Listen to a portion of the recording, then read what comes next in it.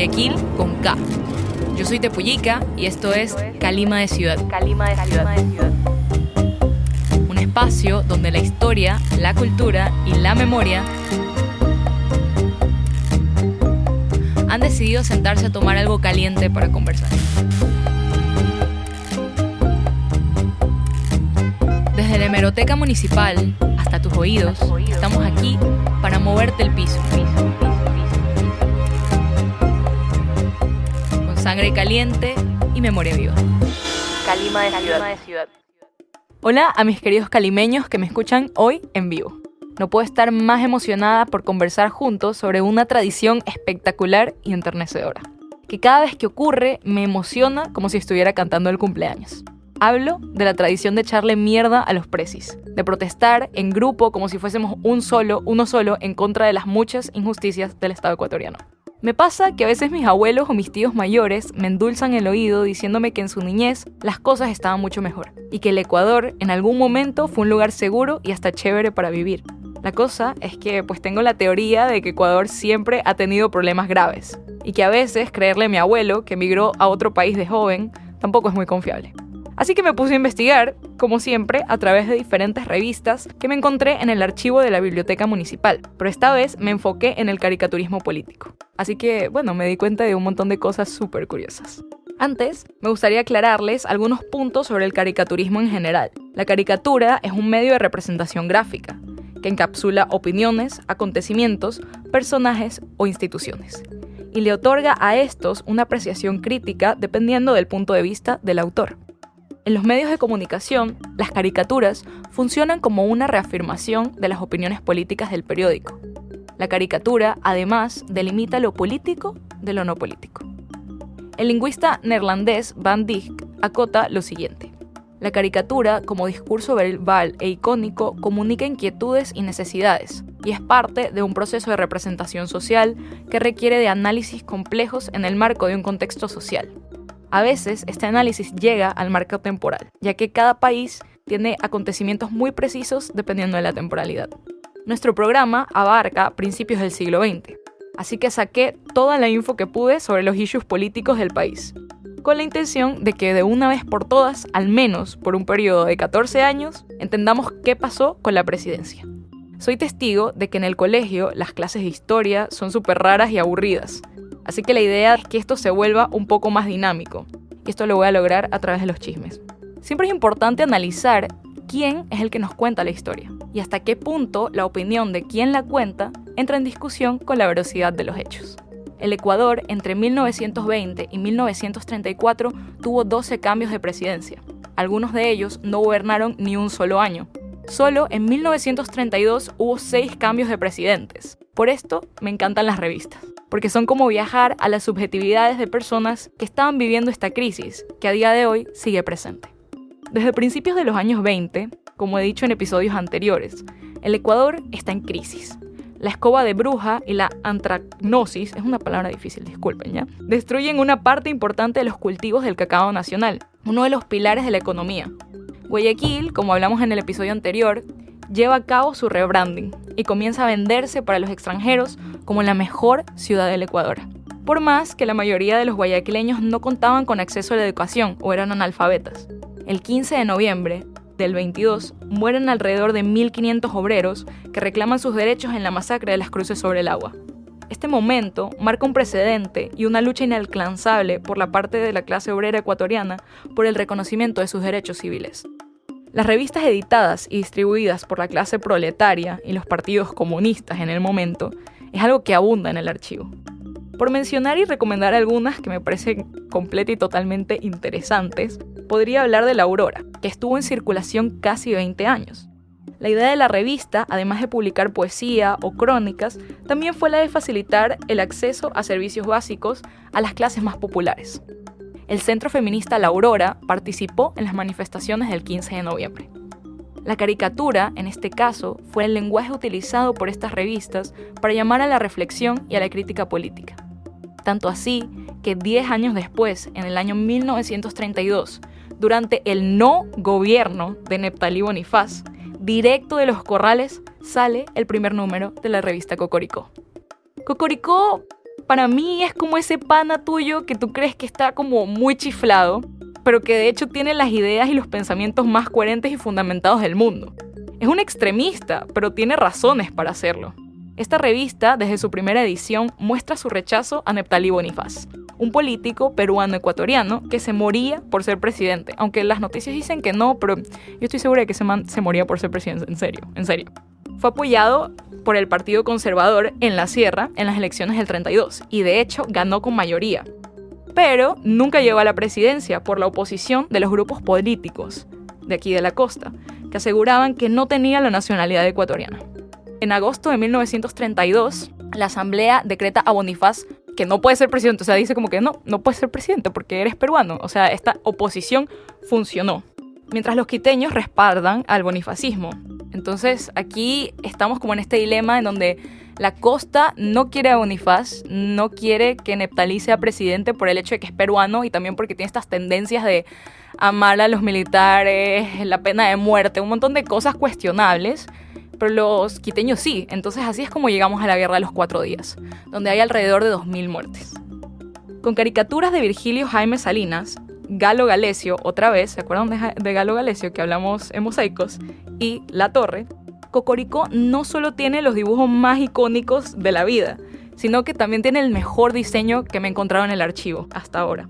Esta gente creó una línea gráfica, iconos que tenían concordancia entre sí cuando recién el diseño había empezado en Alemania con la Bauhaus, una paleta de colores, tipografías, e inclusive tenían su propia forma de redactar todo.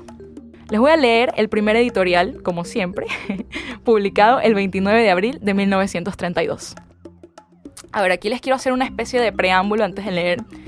Y es que tienen una manera de redactar un poco compleja y usan unas palabras como que son difíciles de entender. Entonces ténganle paciencia, ¿ya? Lo voy a leer detenidamente. La nación, estupefacta, contempla en estos instantes la compactación de todas las gallináceas de nuestra escala zoológica. Y, consiguientemente, si algo desentonamos de la armonía, de la dulcedumbre, será por alto diapasón con ánimo de nuestro canto, no por irrumpir con ánimo y gestos fachendosos, sino por el orgullo de masculinidad, al cual, y pese a todas las inversiones, no estamos dispuestos a renunciar. Ya estamos en el gran corral, Cocoricó. En mejores términos, queremos poner un poco de humor y gracia en la vida. Lo conseguiremos. Podremos quintesenciar los escasos residuos de la jocundidad en estos días de semblantes agrios y tétricas visiones. No es por nada, pero la verdad que estos manes son camp profundo, así como que tienen unas palabras que ni siquiera en las revistas de los años 30 me las he encontrado tanto. La revista se divide en diferentes secciones, que se repiten sin falta durante sus 2 años de circulación. La circulación de la revista es interrumpida en algunos meses. Es una revista que sale 2 veces a la semana, pero muchas veces su circulación fue interrumpida. Cada sección tiene nombres que van con la temática del gallinero o de la granja. Entre ellos tenemos Picoteando, que hace un resumen de las noticias al principio antes de ponerse a criticar y a burlarse del gobierno. Después tenemos Espolazos, que son unas coplas que están ilustradas entre Galo Galecio y Anular en La Gallera, donde ofrecen una especie de copla, pero que se transforma en una poesía completa. O sea, es un poema que está completamente compuesto y que no está ilustrado. Además tenemos Maíz y Trigo, que me parece muy chévere, porque tratan de hacer análisis político y además dan noticias por provincias. Me he encontrado diferentes cosas, como que por ejemplo el alcalde de Loja no les caía muy bien o que en Loja faltaban ciertos suministros y es algo que es muy difícil enterarte, ¿no? O sea, que si no visitas el archivo de Loja muy probablemente no tendríamos esas noticias. En sus caricaturas, una de las que más me gusta es una de Neptalí Bonifaz, donde es representado como un pulpo con una cabeza humana. Esto significa el regreso del control de la iglesia. Los tentáculos del pulpo son los diezmos y las primicias, la pena de muerte. La patria, o sea, el Ecuador, es representado por una mujer, que está atrapada por los tentáculos del pulpo. El marco tiene la forma del anuncio de un espectáculo, que es contemplado por un personaje popular. Cada número juega con los eventos políticos y para darles un sentido completamente jocoso, irónico y brutal. En Guayaquil del 2023, o sea, 2024, perdón, miren, escribí esto y puse 2023, qué risa, yo sigo en el 2023. Viviendo de nuevo en un estado paternalista, liberal y que ama a los militares. nuestra necesidad de exponer las problemáticas de las decisiones del Estado no se detiene. Lo personal se ha ido convirtiendo en el objeto de poder, y por ende el gobierno lo censura. De la censura nace la resistencia, y ya que donde hay poder hay resistencia, donde hay poder también existe la necesidad de articular las cosas de otra forma. Este camino lo abrió el feminismo, las luchas obreras y el caricaturismo político. La mayoría de información que acabo de dar el día de hoy está abrazada en el libro Trazos del Tiempo, un libro publicado por el Museo de la Ciudad y escrito por Hernán Ibarra. Se los recomiendo, como siempre, está en la Biblioteca de las Artes, pueden ir a chequear el libro. Si quieren ir a leer la revista Cocoricó por sí mismos, vayan al archivo municipal, al archivo de la Biblioteca Municipal, guantes, mascarilla, cédula y la leen completita. Entonces aquí se acaba nuestro bloque número 1, vamos a los comerciales.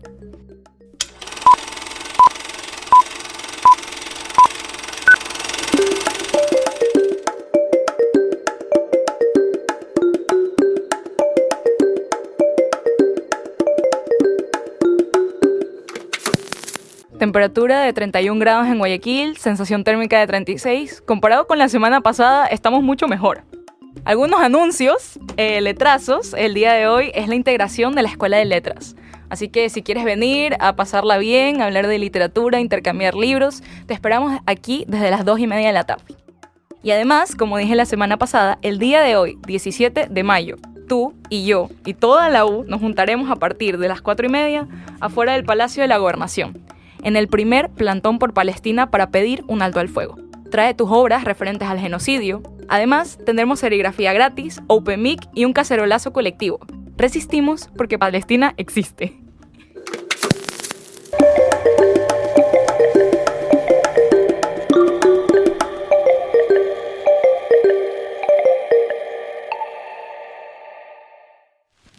Panhispánica de dudas son los acentos. Aquí mismitos es la respuesta. Sí, aquisito. ¿No? Ahí, el aquisito ese es a 60 kilómetros, puede ser. Panhispánica de dudas son los viajes. Salir de La Habana en aquella época, en el 2006, era bastante complejo. Panhispánica de dudas son las historias. Y cuando aprendí griego me di cuenta de que en realidad no estaba aprendiendo el idioma griego, sino que estaba aprendiendo un montón de español. Panhispánica de dudas es el podcast donde abordamos nuestra relación con la ciudad de Guayaquil. Escucha Panhispánica de dudas aquí por la señal de Radio Huartes, frecuencias de lo sensible. Te presentamos sesiones de escucha digital, el espacio donde volvemos al acto primigenio de compartir música para expandir nuestro universo sonoro. Mantiene una métrica, mantiene un tempo durante toda la composición, lo cual es muy común en la música electrónica. Es totalmente lúdico, para él todo es música, todo es sonido. Lo más seguro es que el cerdo no es un cerdo, el cerdo es un elemento más para poderlo incorporar porque tiene voz propia. Acumática es un término que se refiere sobre todo a música electrónica experimental, donde el resultado final es un track. Te invitamos a encontrarnos en este espacio tan íntimo como colectivo, donde el sonido lo es todo. Escúchanos por Radio Huartes, frecuencias de lo sensible. Te esperamos.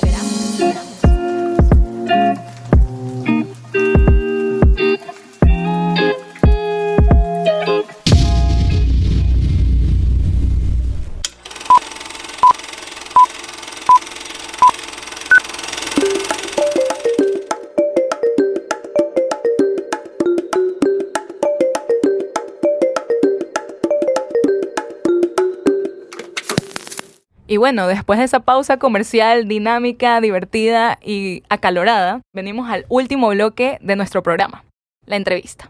El día de hoy tengo el placer de estar con dos caricaturistas e ilustradores de aquí de la ciudad de Guayaquil.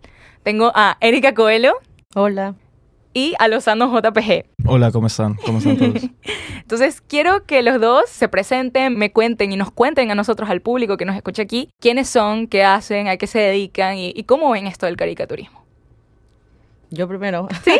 Hola, soy Erika Cuello, tengo 38 años, soy la directora de arte del municipio de Guayaquil.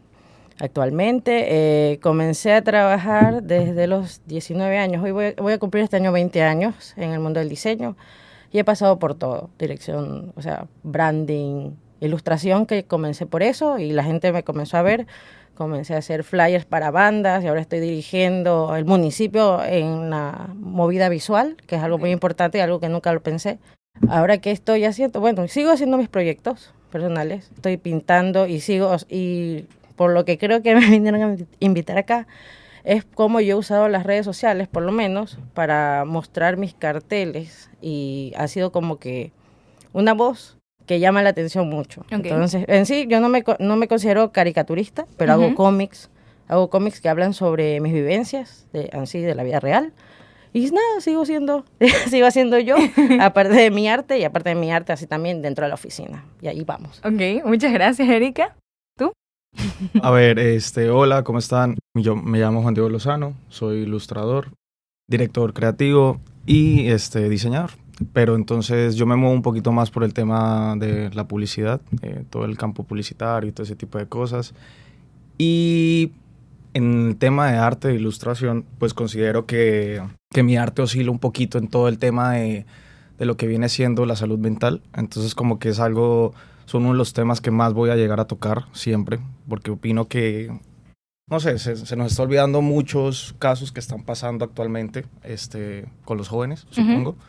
Y nada, pues me gusta como darle un poquito de limón a esa herida, como que me encanta, o sea, llamar la atención de alguna manera. Y digamos, mi expresión, mi manera de expresión, pues es el arte, supongo.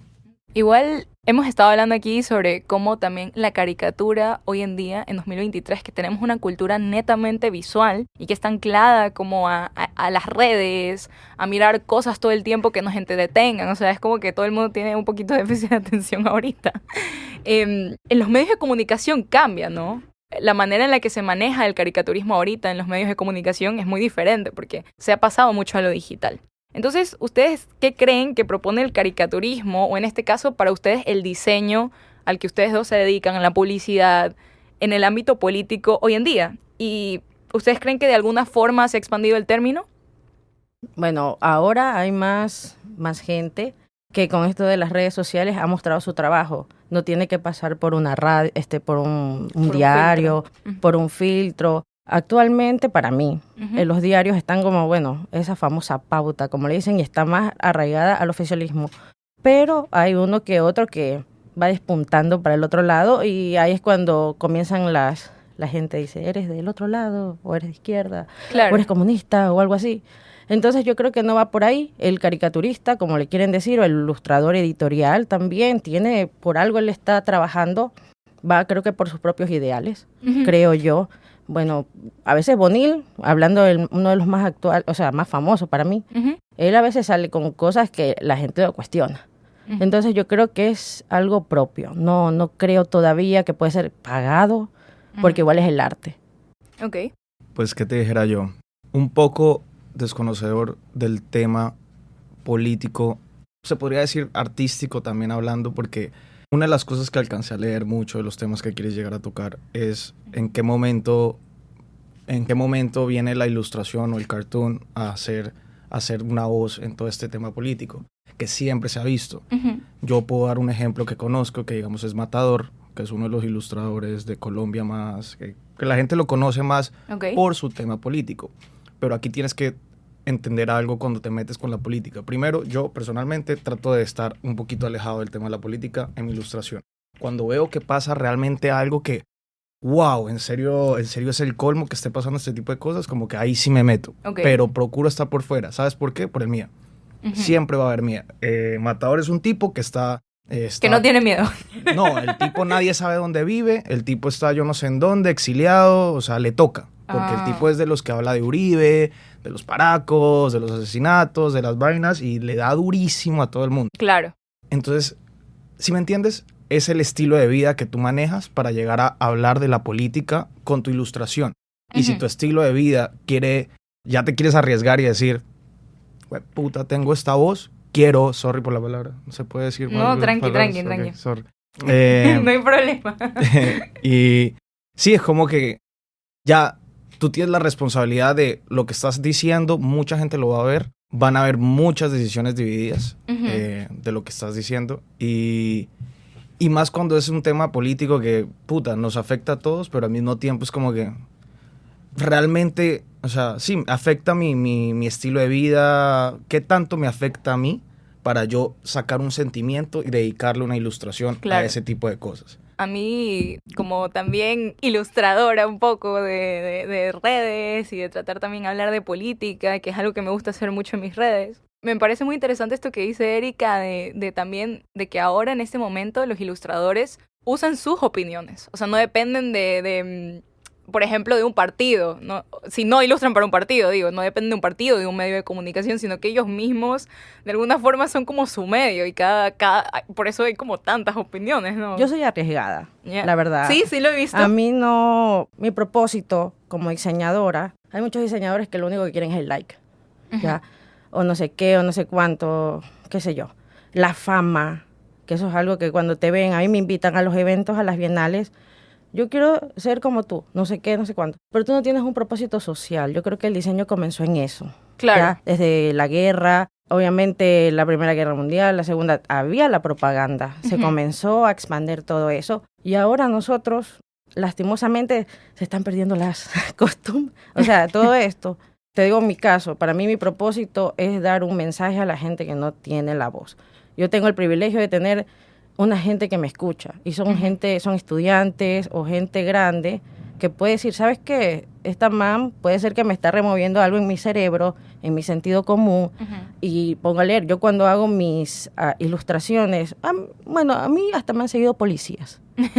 No he tenido todavía alguna amenaza de muerte, por suerte. Pero sí, me he sentido amenazada, como también otros chicos que hacen cómic o ilustración política que he conversado, a pesar que yo no digo, bueno, sí, cuando participo en carteles políticos, pero eso, si tú tienes el propósito como diseñador, más allá de la fama, yo creo que como seres humanos tenemos que nosotros dar ese mensaje. Para eso somos diseñadores, somos comunicadores, entonces para eso estamos.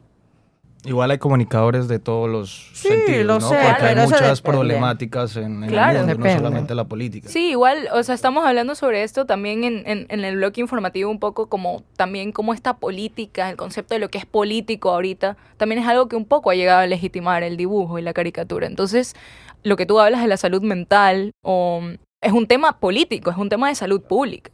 O sea, la tasa de suicidios que hay en el Ecuador, sobre todo, o la tasa de jóvenes también, de menores de edad que llegan a cometer suicidio, que sufren de depresión, es muy alta y es un problema político.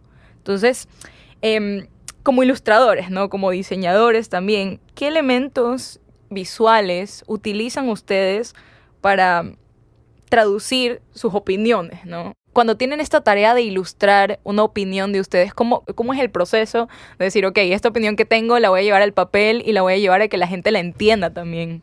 Claro, o sea, yo lo hago mediante el cartel. Ok. Bueno, puede ser ilustración editorial o muchos nombres, pero eso, o sea, veo el tema que está pasando, al que yo me quiero meter, se puede decir con esa palabra, entonces comienzo a sacar ideas, algo como que, como decía Lozano, no sé tu nombre, perdón, me queda ahí, Lozano, como Fonseca. Entonces, eso. Es mi apellido, es que en Colombia. En Colombia es así. O sea, en Colombia es muy normal que te digan. A mí nunca me pusieron un apodo, la verdad. Sufro porque nunca me pusieron un apodo, y menos mal. Pero, ¿sí me entiendes? Entonces en Colombia siempre era por el apellido. Entonces Lozano, Leiva, entonces Lozano. Entonces se quedó mucho en Lozano. Como en el colegio. Sí, Cuello. desde el colegio. Claro. Lozano. Y yo llegué acá y dije, pues Lozano. Es que es un apellido icónico, la verdad. No conozco a nadie que tenga ese apellido. Hay varios por ahí. Ya depende tú qué. Mi fisioterapeuta es Lozano. Depende de qué tanta fama le des.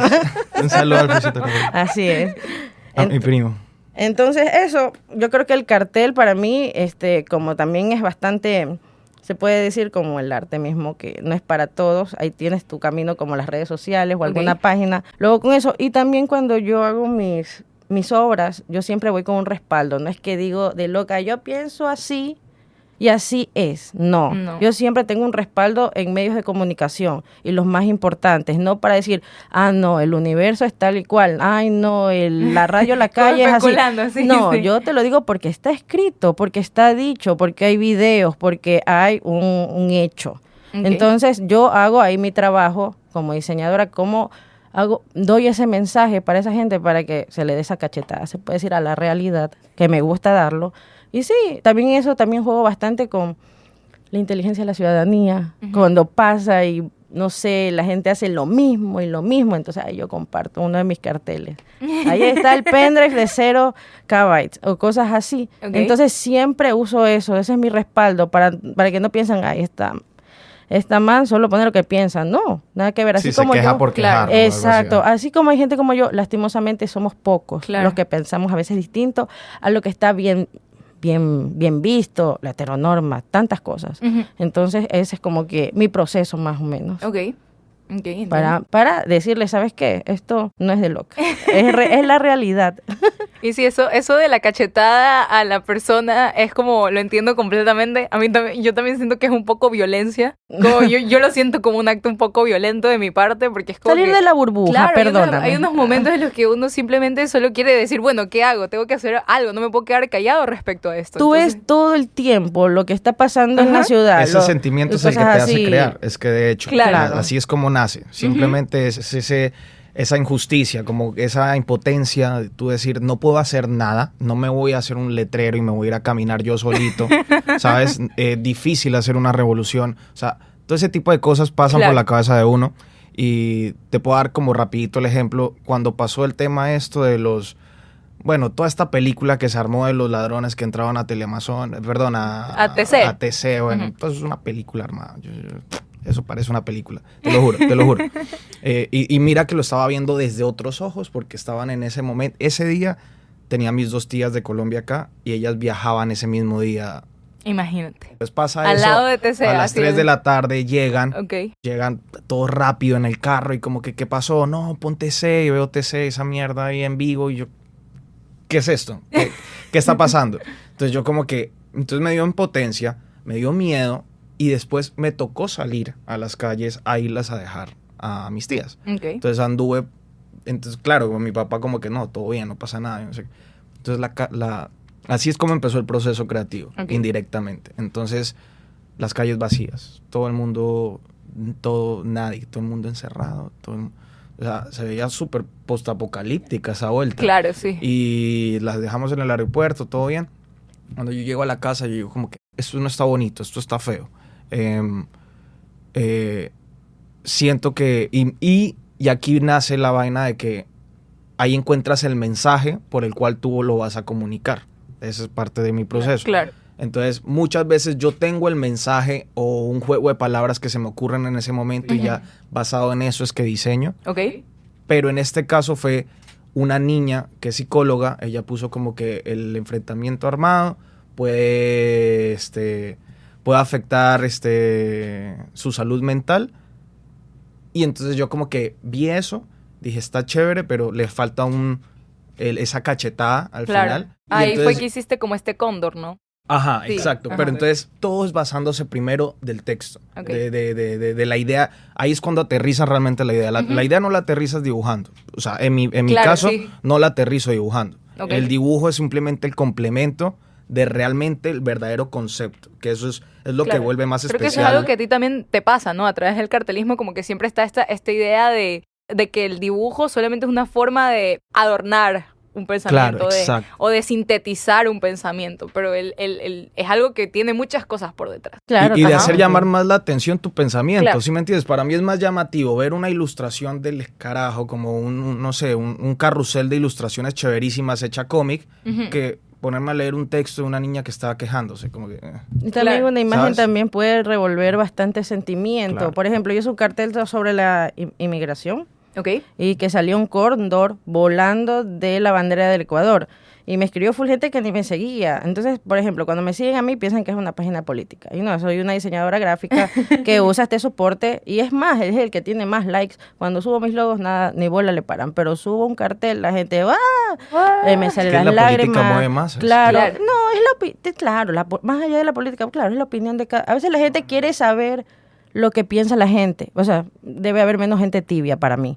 Ahí la gente tiene que hablar, tiene que decir lo que piensa. Entonces, ese es uno de los caminos que se puede hacer, debatir o como sea. Por lo menos en este mismo libro en el que me basé un poco para conseguir la información del bloque informativo de del programa de hoy, hablaban un poco sobre esta relación entre el analfabetismo y la caricatura.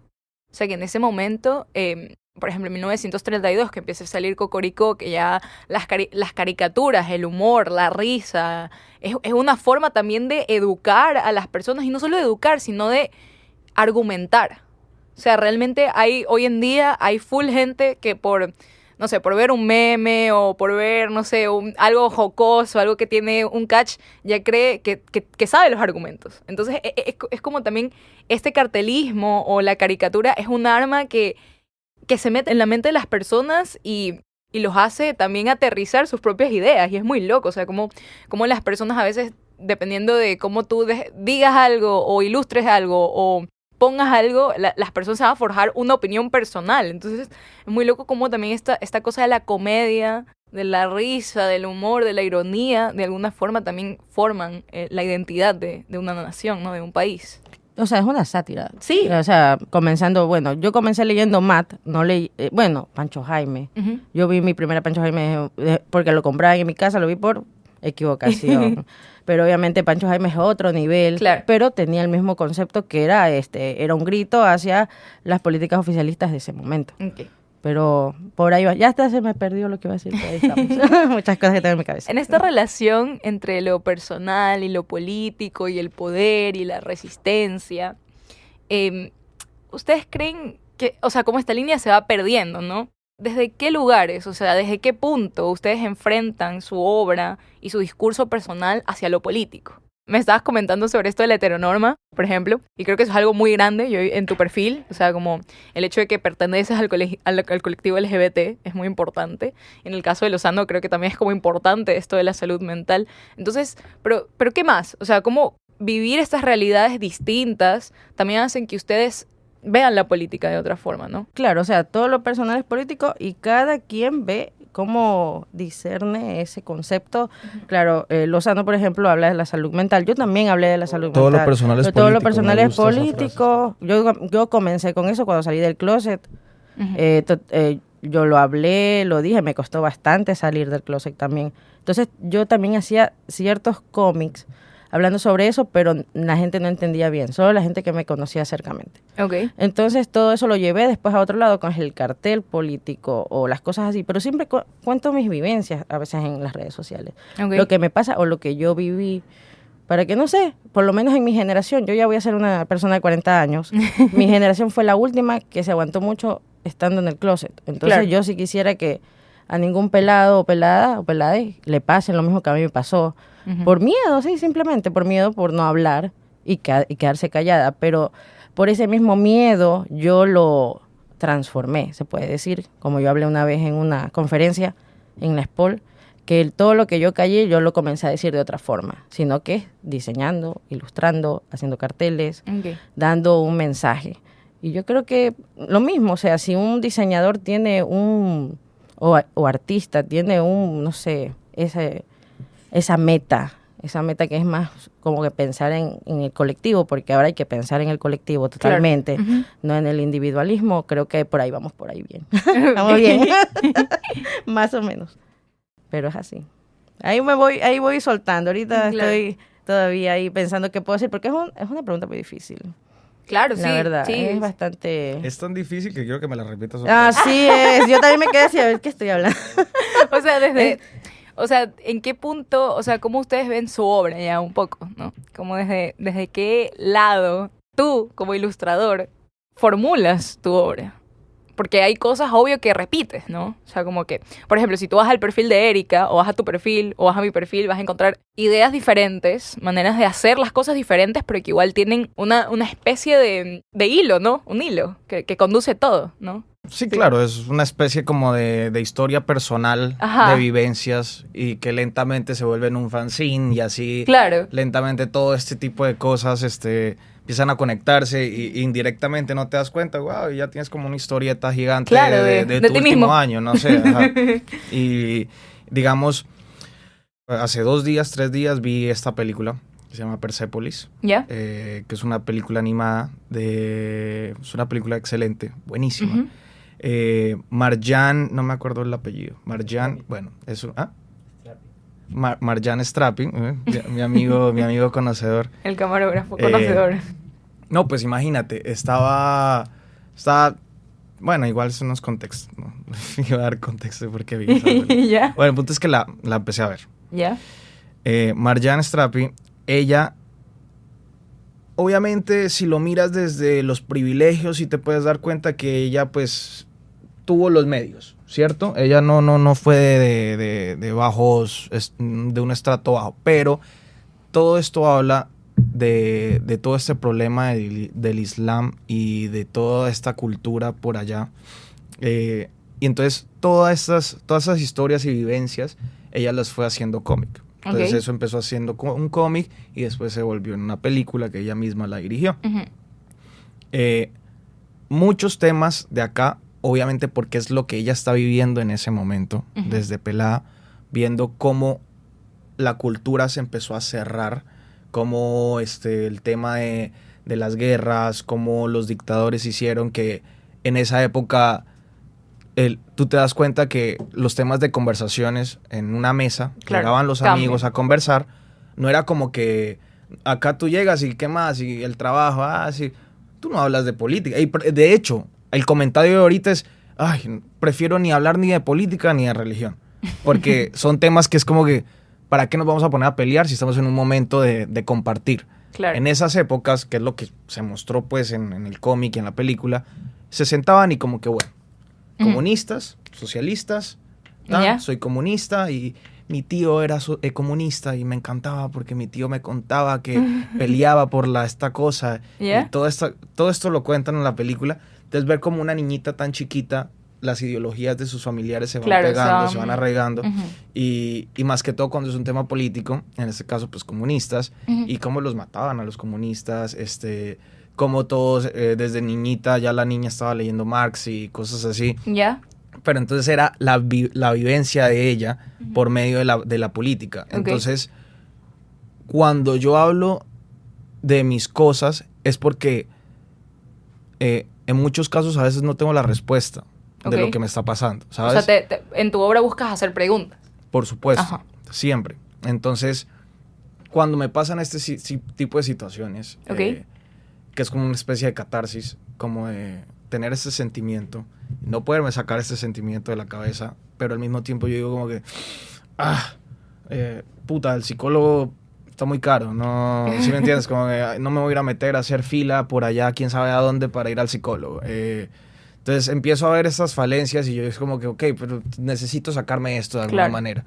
Entonces ahí es cuando empieza realmente el proceso de poder y cuando estoy haciendo la investigación de lo que me pasa o de la frase chistosa que se me ocurrió, ahí es cuando realmente aprendo y digo como, mierda, como que tengo esto, tengo muchos amigos psicólogos que me siguen, a mí todo lo contrario, tú me dices que te siguen como que también a veces o sea, de vez en cuando, o sea, bueno, lo siguen a uno de todas partes. Hay de todo, es verdad, uno no se casilla. Creo que los estudiantes me siguen porque quieren saber eso, o sea, quieren saber cómo se lograron las cosas.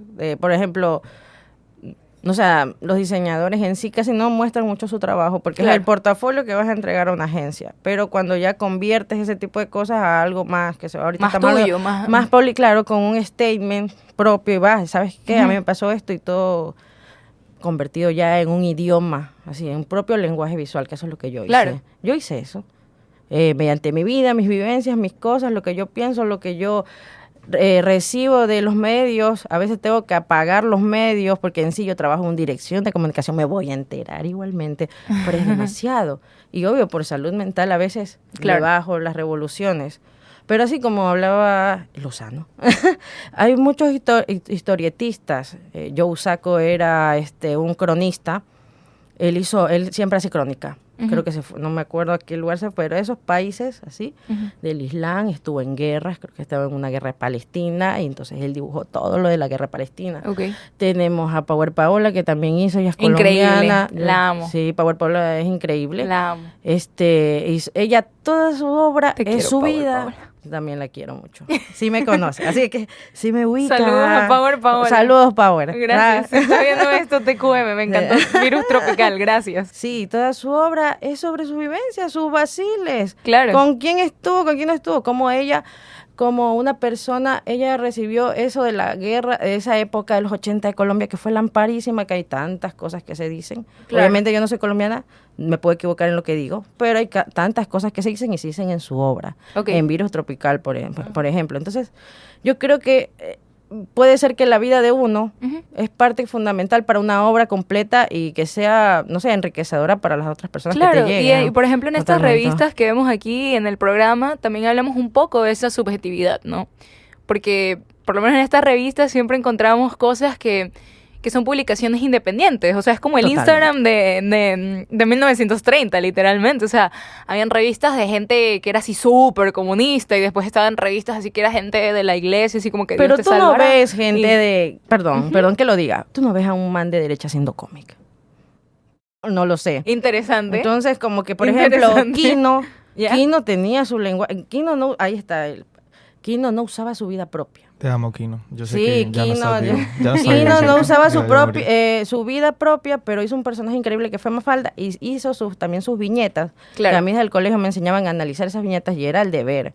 Y la gente por ahí caía cabezas. Entonces era súper difícil analizar aquí. Y era un humor demasiado inteligente. Era o sea, demasiado. Actualmente también. Yo Increíble, salvé sí. un cuadernito de Y se puede Kino. decir que hasta de izquierda. Y la gente que del universo, hasta la gente corchupa dice, ay, me encanta Kino. Y ni lo entiende. Es que es muy difícil decir que te encanta Kino porque es complicado. es O complicado. Mafalda, dice, me encanta Mafalda. Y Mafalda es una man que va haciendo revolución a cada rato, en cada Claro. viñeta. Entonces es eso.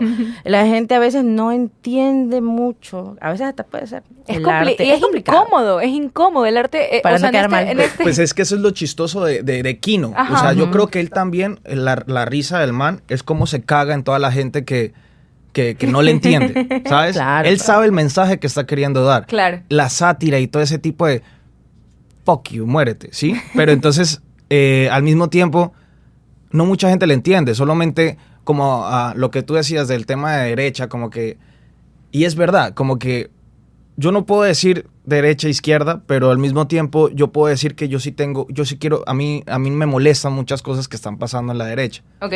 También me molestan cosas que pasan en la izquierda, Claro. ¿sabes? Pero entonces uno tiene esta alma de andar buscándole el pero a todo. Claro. Que es la típica que por eso los papás nos detestan a todos nosotros, los jóvenes, porque le ponemos pero a las cosas que... Pero es que eso es así. Okay. No, eso no es así. Tiene que Claro, haber alguna siempre otra hay que vida. preguntarse las cosas. Hay que cuestionarse todo el tiempo. Y Por la supuesto. verdad es que es eso, o sea, como que hacer memoria, historia y aprender de historia y vivir también estos hechos que en algún punto pues serán historia de 30 años para acá, esto ya estará, ya no será igual, ¿no? Pero vivir esta historia a través de las subjetividades me parece muy valioso porque podemos llegar a descubrir cosas que te quedas como, wow, o sea, por ejemplo, todas las caricaturas de Cocoricó, todas son en litografías, o sea, como que Galo Galecio también desarrolló como su lenguaje visual para la revista, porque él participa en diferentes revistas en estas épocas más o menos y todas son diferentes, o sea, él le pone... Tú sabes que es de él, pero él le pone un tono muy, muy distinto y me parece también como los principios, ¿no? Del diseño aquí en Ecuador, así. Es muy chévere. No, es bacán, es bacán. Sí. Yo creo que cuando tú das tu propio discurso político, porque obviamente personal es político, creo que es más, no sé, es bonito. No sé, a mí me parece bacán lo que yo he convertido en mi trabajo, que ya creo que es una marca personal, se puede decir, porque ya sabes, no es que puedo ser predecible, sino más bien es impredecible lo que yo puedo diseñar, hasta para mí mismo. A veces yo veo las cosas que hago y yo digo, yo hice esta y está bacán. Y tú dices cómo piensa el ser humano, cómo una persona puede como que desarmar una palabra y volver a unirlo en un concepto totalmente nuevo, que eso es el cartel. El cartel es difícil. Claro. Para hacer cartel es muy difícil. Mira, digamos, ahí como para agregar a lo que tú dices, es mucha gente que quiere empezar a hacer esto. Digamos, esto lo digo como para los chicos que nos están escuchando, que quieren empezar a hacer este tipo de caricaturas, o tienen algo que opinar, tienen algo que decir, pero dicen como que, no, es que no puedo, ¿tú de dónde sacas esas ideas? A veces quiero hacer, pero no me dan ganas. Es que esa es la cosa. Estos sentimientos que nacen de uno no puede, yo no puedo decidir el día de mañana qué es lo que voy a ilustrar. no lo puedo decir. Lo más probable es que este fin de semana me pasen un poco de pendejadas, cosas lámparas, y me pase algo así como que me quiero desahogar. Esto sirve, así. Ajá, como que, o alguien Ok. publicó algún meme súper, porque ahora los memes son terribles, ¿no? Porque Sí. ya no es el típico meme, ahora es la imagen súper random, así, no sé, ejemplo, Sonic, pero con una frase psicológica, así, tipo como que, o sea, bueno, X. El punto es que a lo que me refiero es que mucha gente a veces dice, yo quiero hacer eso, pero la vaina no se trata de hacer eso, se trata de hacer lo que realmente te nace, porque de ahí Claro. nacen las ganas. De No, ahí- y hay muchas maneras de llegar a eso. O sea, por lo menos tú llegas a través de lo anecdótico, tú llegas un poco más a través como de la investigación también, Claro, ¿no? Del cartelismo. a mí me gusta investigar Ok. mucho, no puedo tirar cualquier cosa, si sea el cómic, lo que sea. Claro, pues el cómic también es más personal que cualquier otra cosa. Ujú. Pero sí, tienes que investigar, no Claro. puedes decir cualquier cosa. Y hay formas muy diferentes. O sea, yo por lo menos, si hablo un poco como de mis dibujos, Tiene una yo historia planifico también, todo. aunque no lo O sea, creas. yo soy muy de planificar, como que hoy hace calor y quiero hablar de eso, hoy voy a hacer esto. Y es algo que tengo que venirlo pensando y siempre lo planifico. Es como que ya, quiero hacer esto pensando en esto y y ilustro en base a eso. Pero cada quien tiene su método. Claro. Sí, ¿no? Yo cuando puedo, porque yo sí he hecho mucho menos que otros años. Obviamente por el cargo que tengo es demasiado y volví a estudiar. Entonces es súper... ¿Cuándo Claro. hago? Y cuando hago es como que ya. Y yo lo hago súper rápido. O sea, mi proceso de cartel, yo saco una idea en 10 minutos, en 5 minutos. Claro, pero tienes que llegar a la idea, que Claro, es lo ahí difícil, está ¿no? el desarrollo Llegar es lo de complicado. hacer, claro, es como el ejercicio mental que tú tienes como creativo en crear tus trabajos. Así sea una identidad de marca, como dice Paula Scher. Para llegar a 10 minutos en hacer un logo, tienen que pasar 10 años. Sí. Así. O sea, a mí me pasa lo mismo. Cuando llegas a la idea, es como que ya al fin llegué a cómo tiene que ver bien la composición, lo que sea. Pero eso te toma un montón de tiempo. Claro, años. Hacerlo son 10 minutos, pero llegar a No, ese... tienes que tener la paciencia, Sí. tienes que tener paciencia Sí. primero para ser rápido. Y no es que estoy hablando de la velocidad, sino que ser certero en lo que estás diciendo. Claro. Y no darle vuelta y vuelta y vuelta. Y ahí ya se acabó. Ya se acabó todo esto. Por ahí. Entonces, bueno, ya un poco para cerrar el episodio, que nos hemos extendido un montón y creo que la Sí. conversación ha sido súper chévere, de verdad. Muchísimas gracias a los dos por estar aquí, a todas las personas que nos están escuchando en vivo y que escucharon todos los errores que dije anteriormente. Mandar un saludo así. Gracias, sí, gracias a Maite que se está riendo ahí en la cabina. y bueno, algo que quieran decir un poco para sintetizar, para finalizar, para despedirnos. A ver, no sé, que la gente más, bueno, yo sé que estamos buscando profesiones que nos den dinero de manera así rápida, pero también no tienen que olvidar el sentimiento de hacer las cosas. Puede ser así siendo doctor o siendo, qué sé yo, carpintero. Ser diseñador creo que es de las cosas más bacanas que me han pasado en la vida. Ok. Y Qué entonces lindo. estoy feliz de donde estoy ahorita. Y aquí estamos y siendo como yo soy, que es difícil y me costó tanto. Así que yo creo que si alguien quiere estudiar artes o algo así, que lo haga. Ok. Y un saludo para mi dirección, para mi área que yo dirijo, para los chicos de diseño y edición. Hola. Hola, chicos.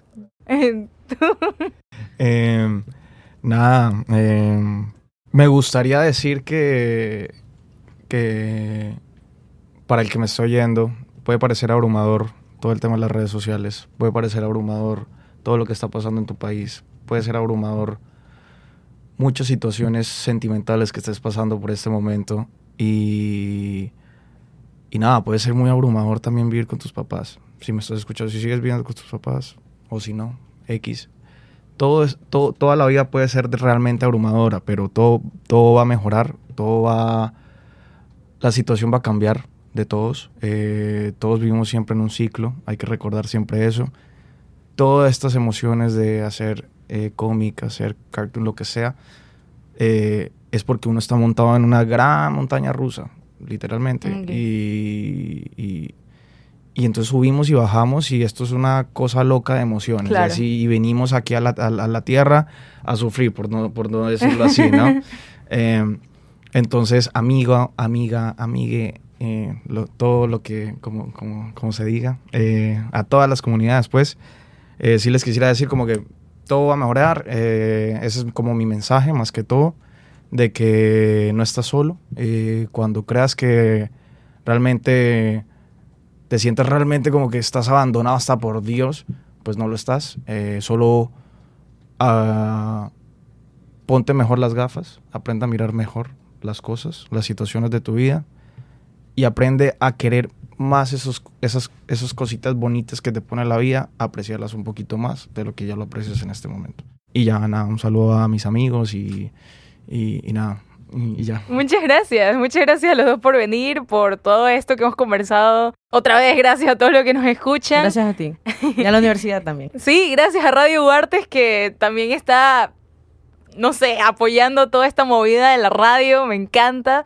Y bueno, no nos vemos la semana que viene porque es feriado, lamentablemente, los viernes, feriado de la Batalla del Pichincha, el mejor feriado del mundo, es feriado. Así que nos vemos la siguiente semana, que no es la del 24, que no sé cuál es, creo que es el 2 de junio, ¿verdad? Sí, 2 de junio. Nos vemos la semana del 2 de junio para seguir conversando, ahora con un episodio sobre música. Entonces, nos vemos. ¡Chao! Historia, cultura, memoria, Calima de ciudad.